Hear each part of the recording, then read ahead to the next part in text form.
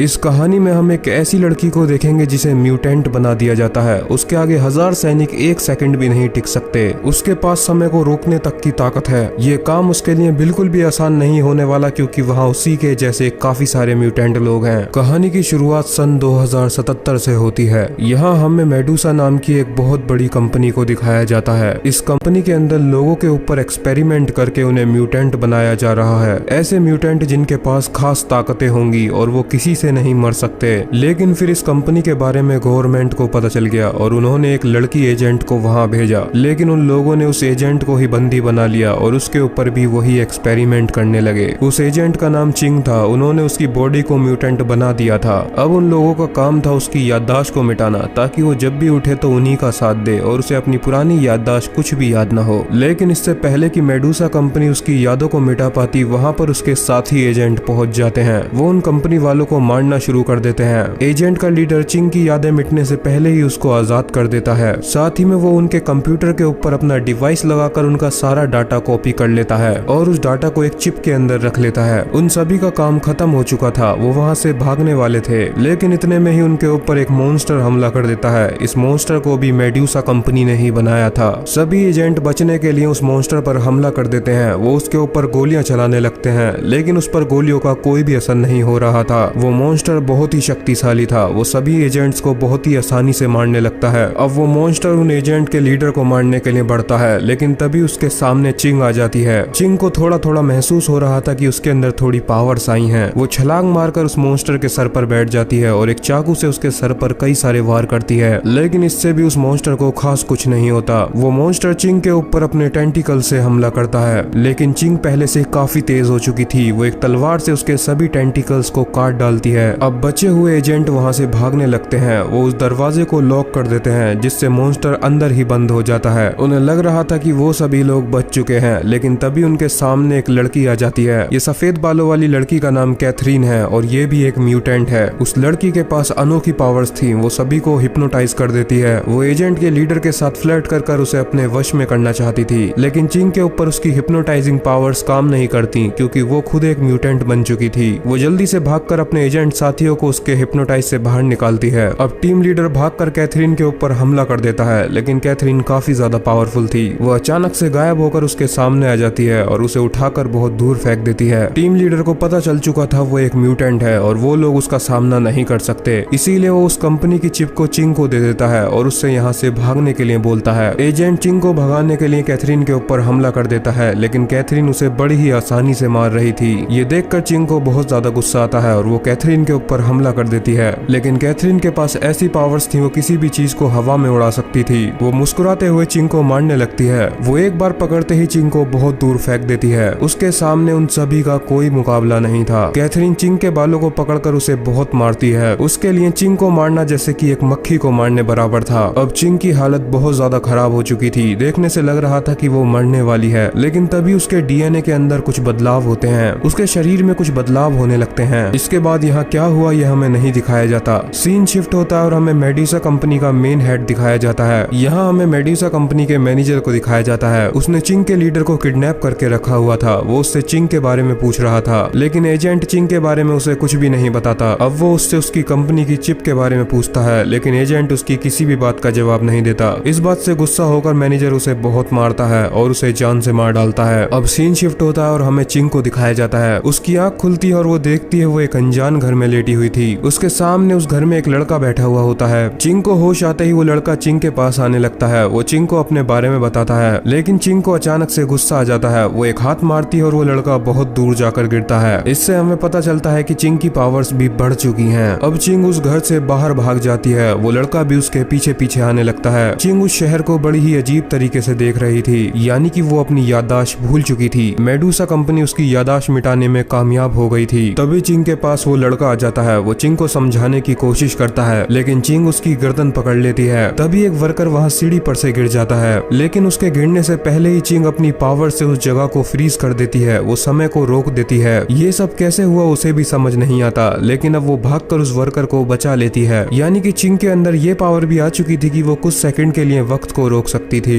लेकिन अब क्योंकि उसने अपनी पावर्स को यूज किया था, इसीलिए मेडुसा कंपनी को उसकी लोकेशन मिल जाती है। कंपनी उसके पास तुरंत ही अपने बहुत सारे सारे आदमी भेजती है वो सभी चिंग के ऊपर हमला कर देते हैं। चिंग उन सभी से लड़ने लगती है और चिंग को महसूस होता है कि वो पहले से बहुत ज्यादा पावरफुल हो चुकी है। वो उन सभी को बड़ी ही आसानी से मारने लगती है। चिंग को अपनी एक और पावर के बारे में पता चलता है, वो टेलीपोर्ट कर सकती थी, यानी कि वो गायब होकर दूसरी जगह पर जा सकती थी। वो अपनी टेलीपोर्टेशन की पावर का यूज कर उन सभी को मारने लगती है। उसके एक एक घुसे में इतनी पावर आ चुकी थी कि उसके सामने कोई भी नहीं टिक पा रहा था। अब चिंग उन सभी को बड़ी ही आसानी से मार डालती है। वो लड़का चिंग के पास आता है, वो चिंग को अपने साथ चलने के लिए बोलता है, लेकिन चिंग उसके साथ जाने के लिए मना करती है। वो लड़का अपना कार्ड निकालता है और उसे बताता है कि वो एक पुलिस ऑफिसर है, इसीलिए चिंग को ना चाहते हुए भी उस लड़के के साथ जाना पड़ता है। दूसरी साइड हमें मेडुसा कंपनी के मैनेजर ली को दिखाया जाता है। उसे पता चल चुका था कि उसके सारे सोल्जर्स को चिंग ने मार डाला है। तभी वहाँ पर हमें एक और लड़की को दिखाया जाता है, इसका नाम एंजेला है और ये ली की जगह मैनेजर बनना चाहती है। वो ली का मजाक उड़ाने लगती है कि किस तरीके से चिंग ने उसके सभी भेजे हुए लोगों को मार डाला। दूसरी साइड हमें जॉन को दिखाया जाता है, वही लड़का जो पुलिस ऑफिसर है। अब वो चिंग की मदद करने का फैसला लेता है। वो चिंग की याददाश्त को वापस लाने में उसकी मदद करेगा। ये करने के लिए उसे पहले चिंग के बारे में पता करना होगा, वो पिछले कुछ दिनों से कहाँ थी। वो अपनी पुलिस डिपार्टमेंट की सोर्स का यूज कर पता लगा लेता है। यहाँ उन्हें पता चलता है कि चिंग एक टूरिस्ट के ग्रुप का हिस्सा थी। उसके साथ 3 और लड़कियां थी, लेकिन कमाल की बात यह है कि वो तीनों लड़कियां भी उसी के साथ गायब हो चुकी थीं। अब चिंग को एहसास होता है और वो अपने कपड़ों को चेक करने लगती है। उसे अपने कपड़ों के अंदर वो चिप मिलती है। जॉन उस चिप को अपने सिस्टम के अंदर डालकर उसके बारे में पता करने वाला था, लेकिन तभी उनके घर के ऊपर एक पोल आकर गिरता है। उनका गेट तेज आंधी से टूट जाता है और उनके घर में एक और म्यूटेंट लड़की की एंट्री होती है। ये लड़की पहले चिंग की दोस्त हुआ करती थी, ये टूरिस्ट ग्रुप में चिंग के साथ ही थी, लेकिन अब उस लड़की को कंपनी कंट्रोल कर रही थी। उसकी गर्दन में एक चिप लगी हुई थी, वो उस चिप के जरिए ही उसे कंट्रोल कर रहे थे, यानी कि उस लड़की के ऊपर उसका कोई भी कंट्रोल नहीं था। वो लड़की चिंग के ऊपर हमला कर देती है। वो दोनों आपस में लड़ने लगते हैं। उन दोनों को लड़ता हुआ देख जॉन साइड में जाकर छुप जाता है, क्योंकि उसके पास कोई भी पावर्स नहीं थी। अब चिंग उस लड़की को पकड़ती है और जब दूर फेंकती है तो वो लड़की बहुत दूर जाकर गिरती है। अब वो लड़की अपनी ट्रिक का इस्तेमाल करती है, वो बिल्डिंग से भागने का नाटक करने लगती है। चिंग भी उसके पीछे पीछे जाती है। चिंग अपने टेलीपोर्टेशन की पावर्स का इस्तेमाल करती है, वो गायब होकर एकदम से उसके सामने पहुंच जाती है। अब चिंग उसको पकड़कर हवा में उड़ा देती है, लेकिन वो लड़की अपने हाथ को पत्थर में बदल देती है। उसने अपने हाथ पर पत्थरों की शील्ड बना ली थी और यही उस लड़की की पावर्स थी। वो किसी भी पत्थर को कंट्रोल कर सकती थी और इसीलिए वो चिंग को बाहर लेकर आई थी। वो चिंग के ऊपर पत्थरों से हमला कर देती है। अब वो चिंग को बिल्डिंग से नीचे फेंक कर पत्थरों से उसे दबा देती है। चिंग की हालत बहुत ज्यादा खराब हो चुकी थी। तभी वहाँ पर जॉन पहुंच जाता है। जॉन चिंग को बचाने के लिए चिप लड़की को दे देता है, लेकिन तभी चिंग के हाथ पर एक काउंटडाउन चलने लगता है। उसका परसेंटेज बढ़ने लगता है। दरअसल में चिंग के हाथ पर जो परसेंटेज लिखा हुआ था उससे पता चलता है कि चिंग के अंदर कितनी पावर्स बढ़ चुकी हैं। अब चिंग के अंदर 22% से पावर बढ़ चुकी थी। वो जब भी जख्मी होती थी उसकी पावर्स और ज्यादा बढ़ती थी। चिंग की पावर्स इतनी ज्यादा बढ़ जाती हैं कि उस जगह पर एक तूफान आता है। वो लड़की बहुत दूर जाकर गिरती है। वो लड़की चिंग के ऊपर अपने पत्थर वाले हाथ से पंच मारती है, लेकिन चिंग भी अपने पंच को उसके हाथ पर मारती है। चिंग की पावर्स इतनी ज्यादा बढ़ चुकी थी कि उस लड़की के हाथ के पत्थर टूट जाते हैं। अब चिंग की पावर कई हद तक बढ़ चुकी थी। वो उस लड़की को बड़ी ही आसानी से मारने लगती है। चिंग उस लड़की को मारने वाली थी, लेकिन वो रुक जाती है। लेकिन मेडुसा कंपनी उसकी गर्दन में लगी चिप के मदद से उसे मार डालते हैं, क्योंकि वो लड़की मिशन में फेल हो चुकी थी। अब चिंग भी बेहोश होकर जमीन पर गिर जाती है, लेकिन तभी वहाँ पर जॉन पहुंच जाता है। दूसरी साइड में मेडुसा कंपनी के अंदर ली को दिखाया जाता है। वो एंजेला का मजाक उड़ा रहा था, क्योंकि एंजेला ने ही उस लड़की के गर्दन में चिप डालकर उसे चिंग से लड़ने के लिए भेजा था और वो भी इस काम में नाकामयाब हो चुकी थी। वो दोनों मैनेजर आपस में बहस करने लगते हैं, लेकिन तभी उन्हें कंपनी का ओनर डांटता है। हमें कंपनी के ओनर की शक्ल नहीं दिखाई जाती, लेकिन वो अपने मैनेजर से बोलता है कि उसे जल्द से जल्द वो चिप चाहिए, चाहे इसके लिए एंजेला को खुद जाकर वो चिप क्यों न लानी पड़े। दूसरी साइड जॉन चिंग को लेकर एक अंडरग्राउंड हॉस्पिटल में जाता है। वहाँ डॉक्टर चिंग के अंदर एक इंजेक्शन लगाती हैं, जिसके बाद उसकी कंडीशन थोड़ी ठीक होने लगती है। अब चिंग की याददाश्त धीरे धीरे वापस आने लगी थी। वो जॉन को उस लैब में लेकर जाती है। वहाँ जाते ही उसकी याददाश्त और ज्यादा ताजा हो जाती है। वो जॉन को बताती है उसे याद आ चुका है कि उसे एक सफेद बालों वाली लड़की ने पकड़ लिया था, जिसके बाद उसके ऊपर एक्सपेरिमेंट किए गए। अब चिंग को वो जगह भी याद आ चुकी थी जहाँ उसके ऊपर एक्सपेरिमेंट किए गए थे। वो लैब के अंदर जाकर एक सीक्रेट दरवाजे को खोल देती है और ये वही जगह है जो हमें मूवी के स्टार्टिंग में दिखाई गई थी। अब चिंग को याद आता है कि वो एक एजेंट है। उसके कंपनी के ओनर ने उसे एक मिशन दिया था। उस मिशन के अंदर उसे उस चिप को कंपनी के ओनर तक पहुंचाना था। जॉन और चिंग उस जगह की तलाशी करने लगते हैं, लेकिन तभी उनके सामने एक बड़ी सी स्क्रीन चालू हो जाती है। एंजेला बोलती है अगर उन्होंने उस चिप चिप को उसके हवाले नहीं किया तो वो मासूम लोगों को मार डालेगी। उस चिप को उन्हें वापस करने के लिए 1 घंटे का समय दिया जाता है, लेकिन चिंग को उन लोगों के मारे जाने की कोई भी परवाह नहीं थी। वो उस लैब से और भी सबूत इकट्ठा करने लगती है, क्योंकि चिंग को अपना मिशन याद आ चुका था। उसे अपने कैप्टन तक इस सारी जानकारी पहुंचानी थी। जॉन उसे समझाने की कोशिश करता है, अगर उसने ऐसा किया तो काफी सारे मासूम लोग मारे जाएंगे, लेकिन चिंग को इन बातों से कोई भी फर्क नहीं पड़ता। जॉन को इस बात पे बहुत ज्यादा गुस्सा आता है। चिंग उसे छोड़कर जा चुकी थी, लेकिन जॉन अभी भी उन लोगों को रोकने का प्लान बनाने लगता है। जॉन को पता था कि वो उन कंपनी वालों से नहीं भिड़ सकता, क्योंकि वो सभी म्यूटेंट हैं और जॉन के अंदर तो कोई भी पावर नहीं है, लेकिन फिर भी वो उनका मुकाबला करने के लिए तैयार था। दूसरी साइड चिंग अपने कैप्टन के पास पहुंच जाती है। वो उस चिप को अपने कैप्टन को दे देती है। उसने अपना मिशन पूरा किया था। अब चिंग अपने कैप्टन से बोलती है कि इस काम में उनकी जॉन ने भी मदद की है और जॉन को बचाने के लिए उन्हें अपने सोल्जर्स को भेजना होगा, लेकिन चिंग का कैप्टन उससे बोलता है कि ये उसका काम नहीं है। दूसरी साइड जॉन अकेला ही उन कंपनी वालों का मुकाबला करने के लिए पहुंच जाता है। उसके सामने काफी सारे सोल्जर्स आ रहे थे। जॉन अकेला ही उनके सामने खड़ा हुआ था। उसे पता था कि वो इस लड़ाई में नहीं जीतेगा, लेकिन फिर भी वो उनका डटकर मुकाबला करेगा। अब इससे पहले कि कंपनी वाले जॉन के ऊपर हमला करते, इतने में ही वहाँ चिंग पहुंच जाती है। इस बार चिंग पूरी तरीके से तैयार होकर आई थी। वो जॉन से बोलती है वो इस लड़ाई में उसका साथ देगी, क्योंकि जॉन अच्छाई के लिए खड़ा है। अब वो सभी लड़ाई के लिए तैयार थे, लेकिन दूसरी साइड ली उन्हें कैमरे से देख रहा था। ली ने बहुत बड़े बड़े इन्वेस्टर्स को इकट्ठा किया हुआ था, ताकि वो अपने म्यूटेंट सोल्जर्स की पावर उन्हें दिखा सके और बड़े बड़े बिजनेसमैन अपने फायदे के लिए सुपर सोल्जर्स को खरीदें। और यही उस कंपनी का मकसद था। वो म्यूटेंट बनाकर बड़े बड़े बिजनेसमैन को उन्हें काफी मोटी रकम में बेचने वाले थे।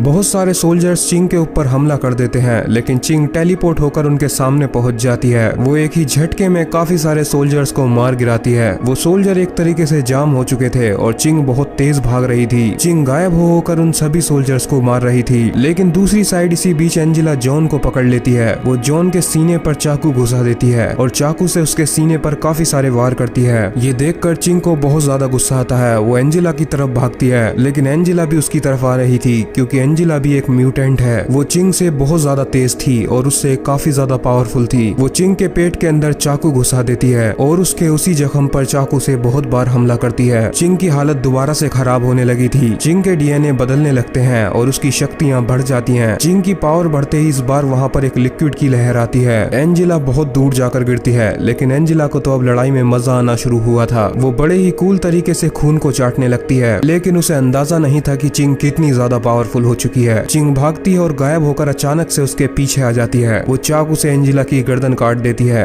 और एंजेला भी मर जाती है। लेकिन दूसरी साइड जहाँ काफी सारे बिजनेसमैन उनकी लड़ाई देख रहे थे, ये देखकर वो गुस्सा हो जाते हैं। एक आदमी ली से बोलता है ऐसे सोल्जर्स का क्या फायदा जो आसानी से मारे जा सकें, लेकिन ली उस आदमी को बिना टच करे ही उठाकर दूर फेंक देता है। यहाँ हमें पता चलता है कि ली भी एक म्यूटेंट है। दूसरी साइड चिंग जॉन को अपनी गोदी में रख लेती है। जॉन की हालत बहुत ज्यादा खराब थी। वो चिंग की गोद में ही दम तोड़ देता है। ये देखकर चिंग को बहुत ज्यादा गुस्सा आ चुका था। वो सीधे मेडुसा कंपनी के हेडक्वार्टर पहुंच जाती है। वहाँ चिंग के ऊपर काफी सारे सोल्जर्स हमला करते हैं, लेकिन चिंग इतनी ज्यादा पावरफुल हो चुकी थी कि वो एक ही झटके में सभी को मार डालती है। अब वो सीधा ली के पास पहुंच जाती है। ली भी एक म्यूटेंट था। उसके पास पावर्स थी। वो बिना किसी चीज को छुए ही उसे उठा सकता था। वो चिंग को मारने लगता है। वो चिंग को उठाकर बहुत दूर फेंक देता है, यहाँ तक कि उसे चिंग को पकड़ने की भी जरूरत नहीं थी। वो चिंग को अपनी पावर से हवा में ही उड़ा देता है। वो चिंग को बहुत ज्यादा मारता है, जिससे चिंग की हालत दोबारा खराब हो चुकी थी। अब उसकी पावर्स और भी ज्यादा बढ़ जाती हैं। अब वो इतनी तेजी से टेलीपोर्ट हो रही थी कि ली को वो दिखाई ही नहीं दे रही थी। ली को कुछ भी समझ नहीं आता, लेकिन इतने में ही चिंग उसे उठाकर दूर फेंक देती है। ली बहुत सारे कांच के टुकड़ों को अपने कंट्रोल में कर लेता है और उससे चिंग के ऊपर हमला करता है, लेकिन चिंग बहुत ज्यादा तेज थी। वो ली के सर पर एक चाकू घुसा देती है और ली भी मर जाता है। और कमाल की बात ये थी कि अभी तक चिंग के अंदर सिर्फ 50% पावर्स आई थी। अपना काम खत्म कर चिंग जॉन के घर पहुंचती है। वहाँ उसे जॉन की काफी ज्यादा याद आ रही थी, लेकिन तभी अचानक से चिंग के सामने जॉन आ जाता है। वो अभी भी जिंदा था और हमें पता चलता है कि जॉन भी किसी तरीके से एक म्यूटेंट बन चुका है। अब जॉन और चिंग कसम खाते हैं कि वो अपनी पावर्स का गलत इस्तेमाल नहीं करेंगे। वो इसकी मदद से इंसानियत को बचाएंगे, लेकिन उन्हें यह अंदाजा नहीं था कि उस कंपनी का ओनर तो अभी भी जिंदा था, यानी कि मेन विलन का आना अभी भी बाकी है। और साथ ही में चिंग ने तो अभी तक अपनी सिर्फ 50% पावर्स का ही इस्तेमाल किया था। तो क्या होगा जब चिंग अपनी 100% पावर्स का इस्तेमाल करेगी? यहीं पर यह मूवी का एंड हो जाता है।